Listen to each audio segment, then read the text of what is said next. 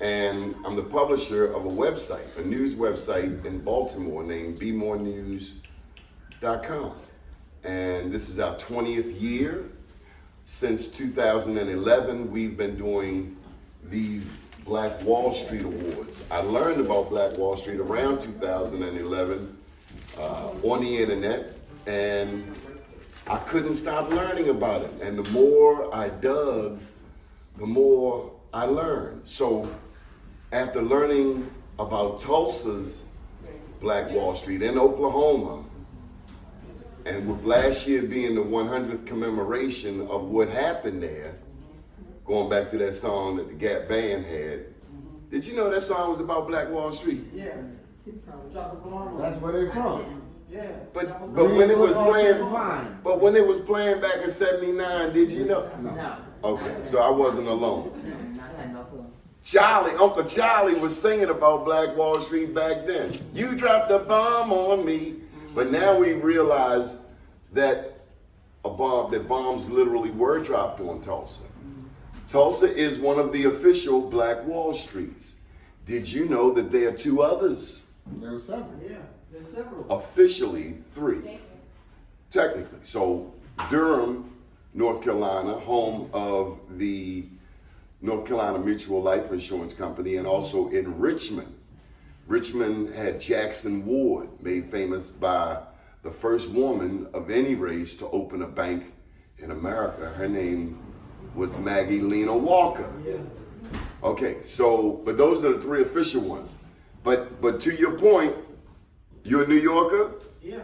So you know that the concept of a independent black town or independent black community, Tulsa wasn't the first one. No, it wasn't. We was the first one. First was in Richmond. Richmond? Yeah. Okay. Walker, she created the first bank. Yeah. African Americans in Richmond. Well, we said that, but so let me go a little deeper. Okay.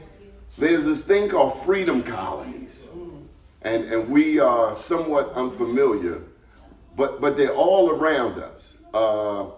When the first blacks came to America, enslaved African Americans, when they first came here, some will tell you that it was 1619. No. I found at least, now mind you, there were already black people here, indigenous peoples in the Western Hemisphere. But in terms of that travel abroad, enslaved, I counted 1525. Yeah. South Carolina, Charleston. and they fought off the Spanish enslaver and ran off to the Gullah Islands. Gullah Islands, Geechee Islands, off the coast of South Carolina, Georgia. Okay, but here in New York City, first independent black community that I found was Seneca Village, 1828. And then 7 years after that, there was one in Brooklyn, East New York.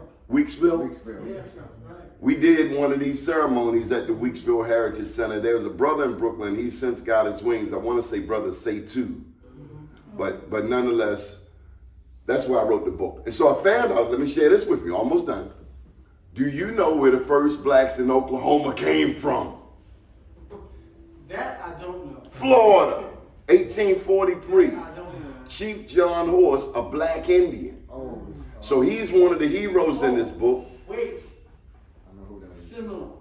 The Seminole Nation is the only nation that actually beat the United States Armed Forces on their land.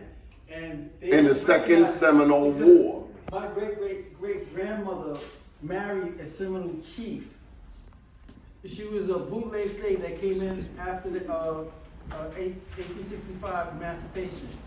And they went up into the trees. America hired French revolutionaries to come in to go and wipe out the Seminole Nation. I wouldn't say into the trees. I don't know that part. I know they went into... They went into the trees, trust me. Hold up, let me speak. We're going to share this. I am... They went into the Everglades, is my understanding. That their backs were all the way against the wall, as deep into the Everglades as you can get. And they call them the Unconquered. Yeah. So we on the same page. Yeah.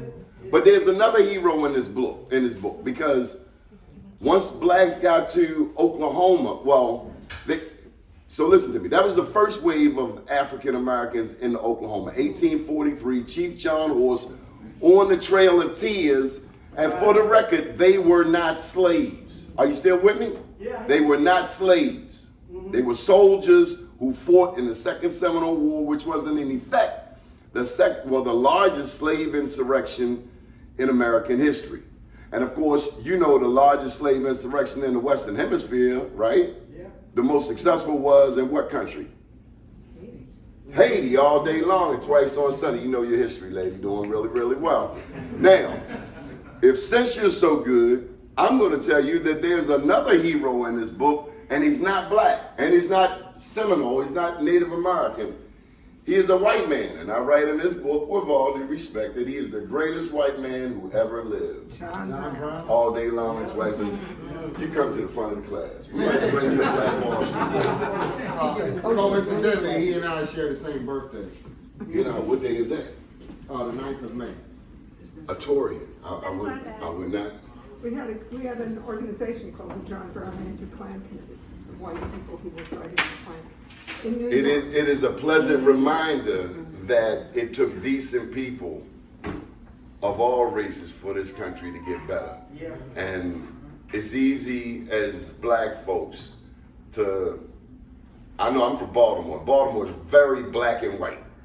And that's so wrong because you have good people in all groups of people, just like you have bad people in all groups of people.